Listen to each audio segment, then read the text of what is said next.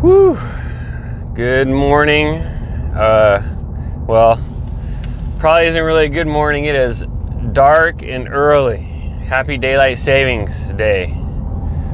And to me, every year, this is the worst day to hunt. It is so hard to get up on this day for some reason. Just feels early, even though it's an hour later and all that stuff. It is early. So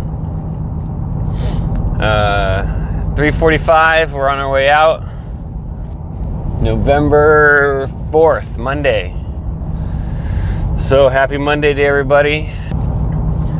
Head on out this morning to just the regular hunt spot. That's the only spot that's really been consistent with the pictures. That's the spot that's had daytime pics. That's the spot that's had the rut going on, chasing does. You know, we just gotta, just hit that spot, and eventually meet up, hopefully at the same time there is a buck there.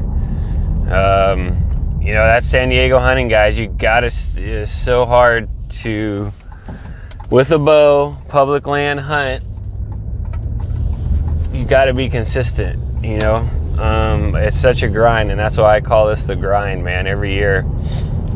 This spot, especially for some reason, is, I have no idea why. That's one thing I haven't figured out about this spot yet. Why is there only morning time activity there? And hence us having to get up at, 3:30, 4 o'clock in the morning every day to grind this thing out. And that's the one thing I haven't figured out, where in the heck they go to where you do not see them work their way back down the mountain or anything like that. So that's like the $1 million question. I wish I could figure that out. So, but yeah, this spot's only a morning time spot. Never get pictures in the afternoon. Never see deer move in the afternoon. When I have gone in there and hunted the afternoon times. So that's why, I try and get up early and just hit it hard in the morning times. It does work a little bit better for my schedule to hit it in the morning.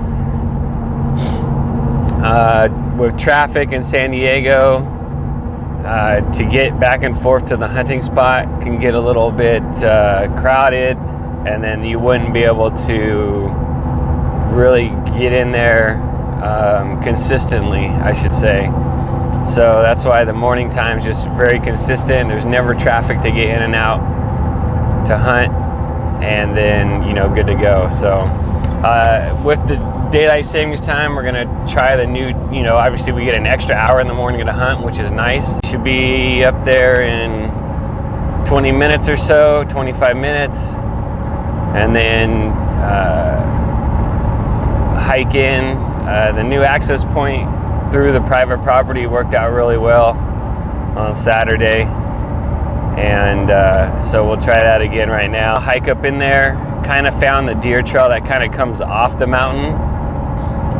So I'm gonna try and find it in the dark, and that will be a much easier walk back in. Beating the brush was a little bit noisy and loud and hard to get up into the mountain from low in the dark. So it took time on Saturday to find the deer trail that comes down off the mountain to make it easier to get back and forth. So we'll see how this works out now. All right, guys, we'll see you up there at the top of the mountain, and let's get some activity going here. We need something to get everyone excited again after day 8, shooting that coyote. We need some deer activity now. We haven't had any video of deer yet. And matter of fact, I can't even think of the last day we had deer on the hoof.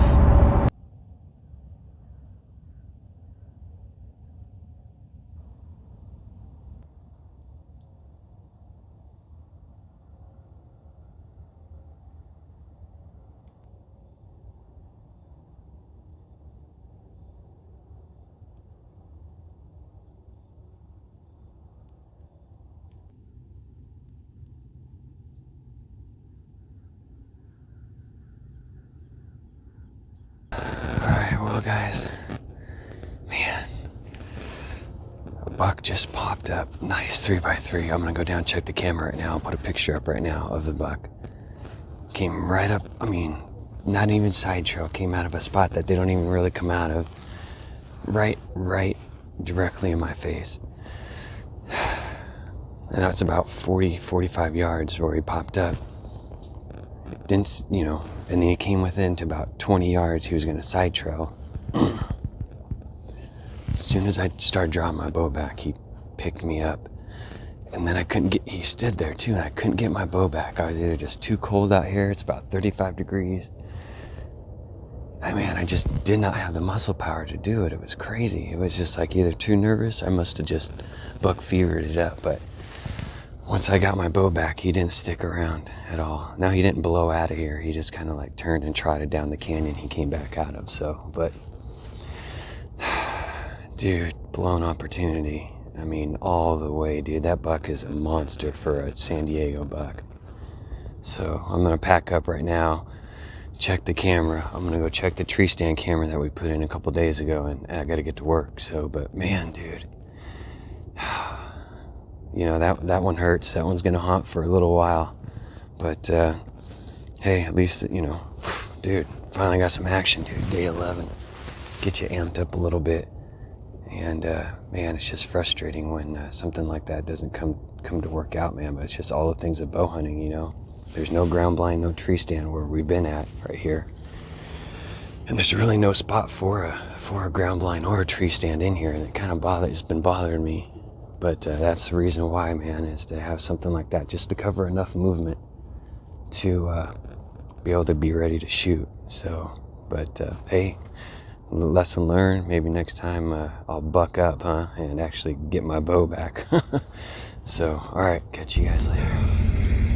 Man, oh, it's so grueling. I know, for those of you who've been there, know what I feel like.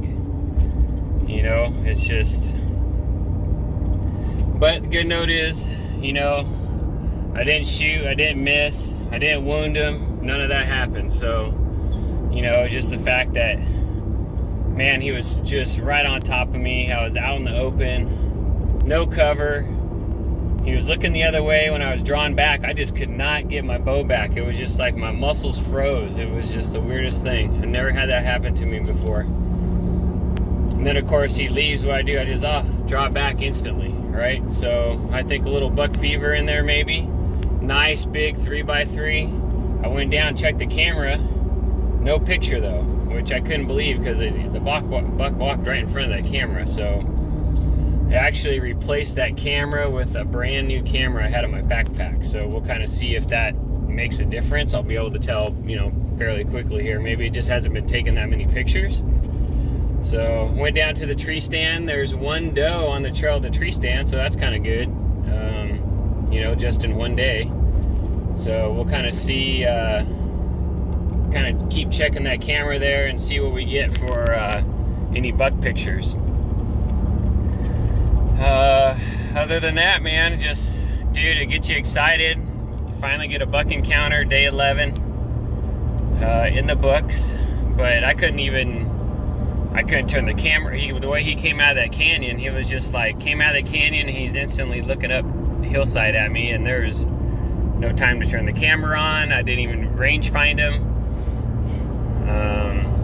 I already knew basically what my distance was, but then when he jumped up on the closest trail, I instantly knew that was going to be 20 yards. So, but man, not to, you know, and I'm not 100% sure it was the big 3x3 that we've gotten on camera there. Yeah, I think it might be a different buck. So he didn't look as wide and as tall on his tine. So I think he was a different buck. So I guess time will tell on this here. But man, dude, what a blown opportunity that could have been right there.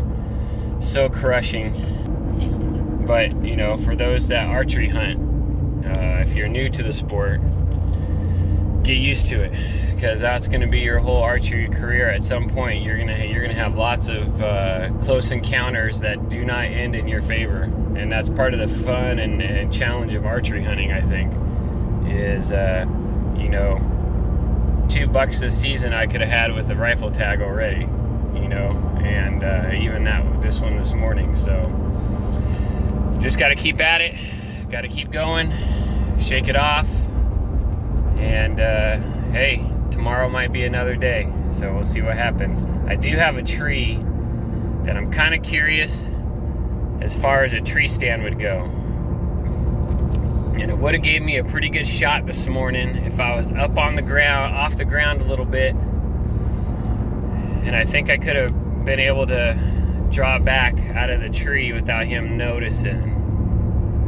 So that's something to look at. I'd have to haul up another tree stand up in there and kind of take a look. But especially after the way that seeing him act this morning is just kind of where you can sit and get away with some movement, you know. I mean, I like the spot where I'm sitting.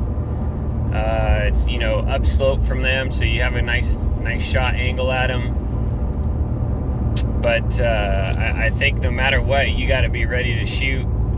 I think no matter where you draw your bow back right there on that slope, they're going to notice. So the only way they wouldn't notice is if they were completely facing the other way, which I just don't see that happening by the way they come in and out of that spot right there. So we'll just keep at it and see what happens, man. Stay tuned, guys. Hope I can get a buck down on the ground for y'all and experience together.